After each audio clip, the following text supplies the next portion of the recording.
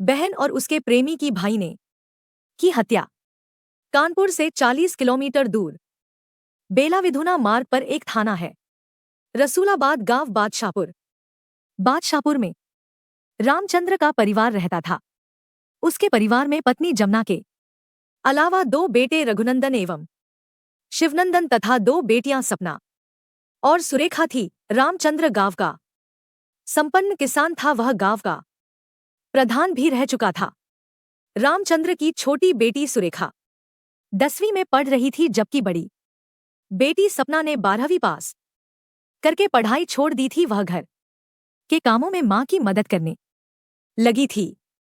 गांव के हिसाब से सपना कुछ ज्यादा ही सुंदर थी। गोरा रंग, बड़ी बड़ी आंखें, तीखे नाकंश, गुलाबी होंठ और कंधों तक लहराते बाल हर किसी को अपनी ओर आकर्षित कर लेती थी। रामनिवास को सपना की इन अदाओं से आकर्षित कर लिया था। वह सपना के घर से कुछ ही दूरी पर रहता था।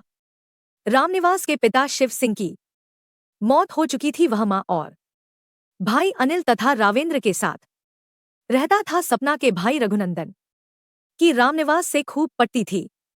आस पड़ोस में होने की वजह से दोनों का एक दूसरे के घर भी आना जाना होता था। एक दिन रामनिवास सपना के घर पहुंचा तो सामने सपना पड़ गई। उसने पूछा, रघुनंदन कहाँ है? मम्मी और भैया तो गांव गए हैं। कोई काम है क्या? सपना बोली। लेकिन रामनिवास और सपना रिश्ते की मर्यादा निभा नहीं पाए। मुलाकात और बातचीत में रामनिवास के दिलोदिमाग पर सपना की खूबसूरती और बात व्यवहार ने ऐसा असर डाला कि वह उसे जीवन साथी के रूप में पाने के सपने देखने लगा। सपना और रामनिवास के बीच नजदीकियां बढ़ी तो मनों में शारीरिक सुख पाने की कामना पैदा होने लगी। इसके बाद मौका मिला तो दोनों सारी मर्यादाएं तोड़कर एक दूसरे की बाहों में समा जाते। इसी का नतीजा था कि वे गांव वालों की नजरों में आ गए। उनके प्यार के चर्चे पूरे गांव में होने लगे। उड़ते उड़ाते या खबर रामचंद्र के कानों में पड़ी तो सुनकर उसके पैरों तले से जमीन खिसक गई।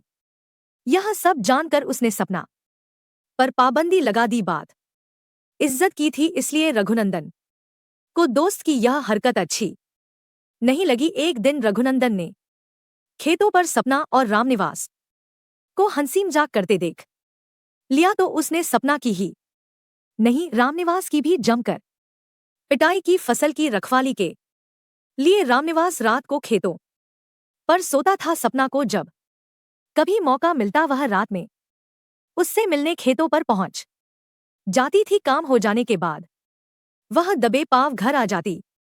9 मई 2024 रात के 4 बजे सुबह सुबह सपना को निकलते हुए रघुनंदन ने देख लिया। उसे संदेह हुआ तो उसके पीछे पीछे चल पड़ा।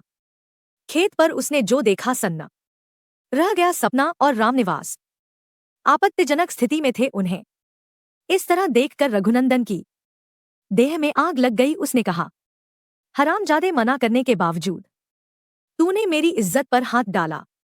आज मैं तुझे जिंदा नहीं छोड़ूंगा। इतना कहकर रघुनंदन ने दोनों हाथों से कुल्हाड़ी हवा में लहराई और पूरी ताकत से रामनिवास की गर्दन पर वार कर दिया। इसी एक वार में रामनिवास धराशायी हो गया। गुस्से में रघुनंदन ने ताबड़तोड़ कई वार करके उसे खत्म कर दिया।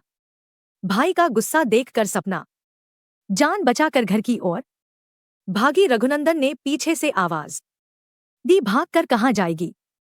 आज तुझे भी नहीं छोड़ूंगा।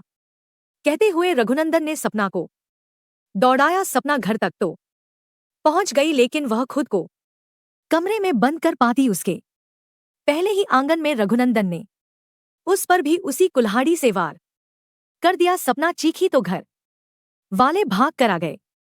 उन्होंने रघुनंदन को पकड़कर कुल्हाड़ी छीन ली, लेकिन सपना पर एक वार जो पड़ चुका था उससे वह बुरी तरह जख्मी हो गई थी। उसका शरीर खून से तरबतर हो गया।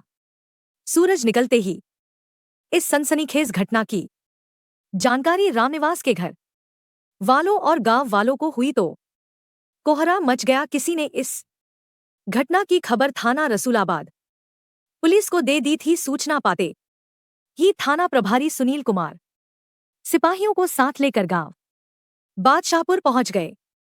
सबसे पहले तो थाना प्रभारी ने गंभीर रूप से घायल सपना को इलाज के लिए अस्पताल भिजवाया। इसके बाद वहां पहुंचे जहां रामनिवास की लाश पड़ी थी। रामनिवास की हत्या बड़ी ही बेरहमी से की गई थी। उसके शरीर पर 8 से 10 कुल्हाड़ी के गहरे घाव थे, जिससे उसकी मौत हो चुकी थी। घटनास्थल का निरीक्षण कर उन्होंने लाश को पोस्टमार्टम के लिए भिजवा दिया। इसके बाद पूछताछ में मृतक रामनिवास के भाई अनिल ने बताया कि रामनिवास की हत्या रघुनंदन ने की थी। वह उसकी बहन सपना से प्यार करता था और शादी करना चाहता था। रघुनंदन इस बात का विरोध करता था। आज उसने दोनों को रंगे हाथों पकड़ लिया तो रामनिवास की हत्या कर दी। थाना प्रभारी सुनील कुमार ने अनिल की ओर से रामनिवास की हत्या का मुकदमा रघुनंदन के खिलाफ दर्ज करके उसे उसके घर से हिरासत में ले लिया। पूछताछ में उसने अपना अपराध स्वीकार करके वह कुल्हाड़ी भी बरामद करा दी, जिससे उसने रामनिवास की हत्या की थी और सपना को घायल किया था। पूछताछ के बाद थाना रसूलाबाद पुलिस ने अभियुक्त रघुनंदन को कानपुर देहात की कोर्ट में रिमांड मजिस्ट्रेट के सामने पेश किया और उसे जिला जेल भेज दिया गया। लिखे जाने तक रघुनंदन की जमानत नहीं हुई थी। सपना अस्पताल में जिंदगी और मौत से जूझ रही थी। अगर मेरे चैनल पर पहली बार आए हैं तो मेरे चैनल को सब्सक्राइब कीजिए ताकि आप लोगों तक मेरे वीडियो का नोटिफिकेशन पहुंच सके। मेरे वीडियो को लाइक शेयर कमेंट कीजिए ताकि आप लोगों के लिए अच्छा से अच्छा वीडियो सकूं। जय हिंद, जय भारत।